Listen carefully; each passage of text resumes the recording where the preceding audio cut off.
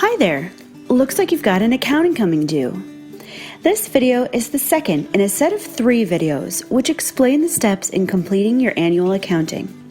This video will give you instructions on how to complete the income section of your accounting.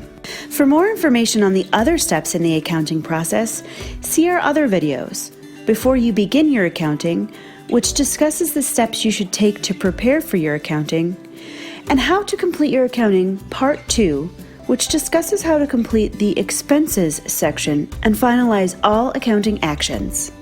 Before we begin, you should have gathered all bank statements and any other pertinent information. Also, if required, you should have a completed VA Form 21P-4718A. Remember, most fiduciaries won't need to complete that form. Now, let's get into how to complete your accounting using VA Form 21P-4706B, Federal Fiduciary's Account. Let's start with the basics. First, you'll need a pen. I know that might sound silly, but by law, this accounting form cannot be completed in pencil. If you're more comfortable using a computer, electronic copies of this document can be found at the website here. The web address is also located on your accounting request letter.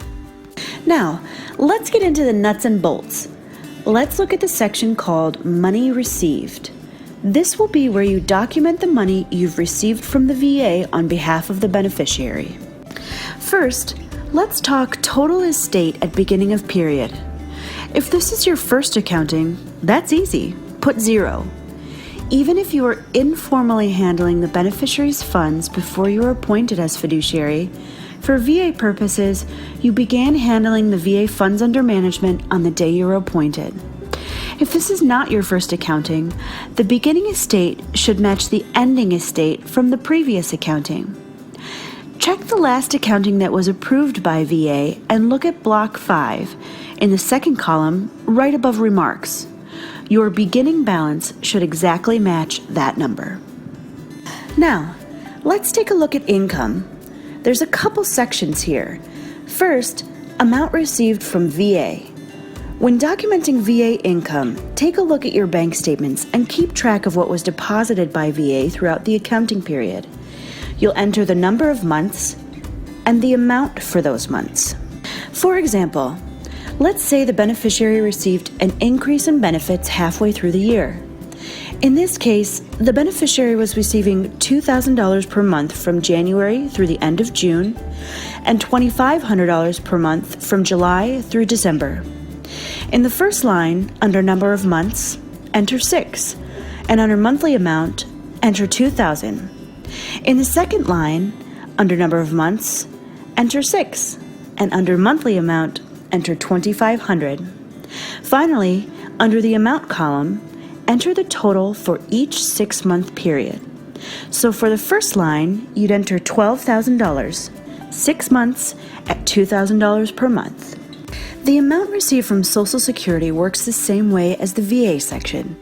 You should only complete this section if you're also the payee for Social Security funds, meaning the Social Security check comes in your name as representative payee for the beneficiary.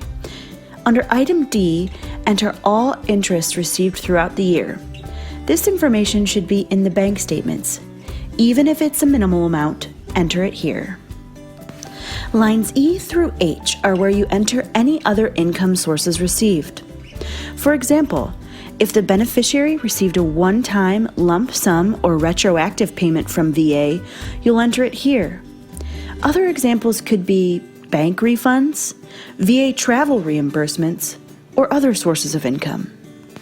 Now that we've written down all of the funds we've received in the income section, your next step is to complete the section about how funds were spent.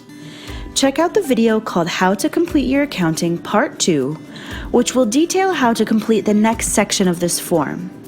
As always, if you have questions, feel free to check out more information at benefits.va.gov/fiduciary or call your fiduciary hub at 1-888-407-0144.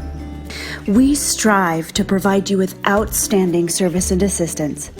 As always, we thank our veterans for their service and their survivors for their sacrifice.